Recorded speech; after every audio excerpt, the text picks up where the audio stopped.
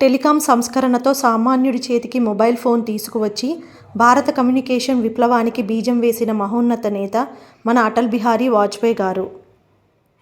పిల్లల భవిష్యత్తుకు పునాది 75 రోజుల ఎల్డీఎఫ్ కార్యక్రమంతో విద్యార్థులను ఉన్నతంగా తీర్చిదిద్దేందుకు ఎన్డీఏ ప్రభుత్వం కృషి చేస్తుంది.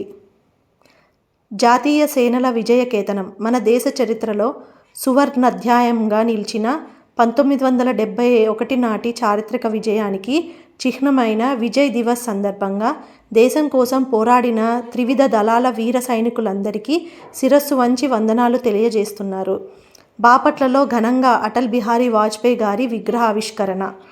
ఆంధ్రప్రదేశ్లో ఉపాధి హామీ లబ్ధిదారులకు ఊరటనిస్తూ మరో 988 కోట్లను మన మోదీ ప్రభుత్వం విడుదల చేసింది. పోలియో రహిత భారత్. డిసెంబర్ 21న రాష్ట్ర వ్యాప్తంగా పల్స్ పోలియో కార్యక్రమంలో భాగంగా 5 సంవత్సరాల లోపుల చిన్నారులందరికీ పోలియో చుక్కలు వేయిద్దాం. మన పిల్లల బంగారు భవిష్యత్తుకు అందిద్దాం. సాధారణ కార్యకర్త నుంచి జాతీయ కార్యనిర్వాహక అధ్యక్షుడు. ఇలాంటి ప్రయాణం కేవలం భారతీయ జనతా పార్టీకే మాత్రమే సాధ్యం.